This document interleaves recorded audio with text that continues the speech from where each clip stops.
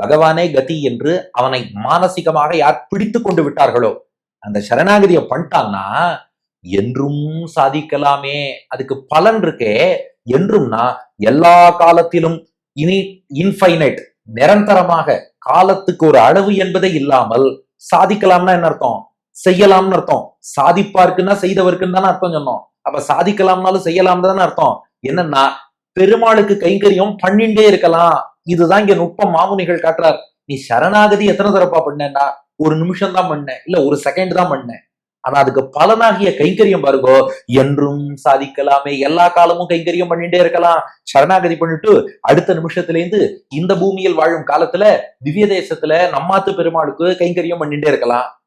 அப்புறம் மரணம் ஏற்பட்டதுக்கு அப்புறம் வைகுண்டம் போய் வைகுண்டநாதனுக்கு நிரந்தரமா கைங்கரியம் பண்ணிட்டே இருக்கலாம்.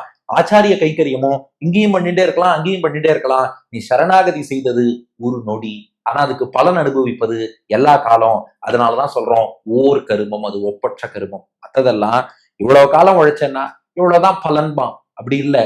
இது work is limited, but the effect, அதாவது பலன் என்ன கிடைக்கிறதோ அது அன்லிமிட்டெட். அதனால ஆவது நமக்கு ஏற்றதான ஓர் கருமம், அந்த ஒப்பற்ற சரணாகதியை சாதிப்பார்க்கு.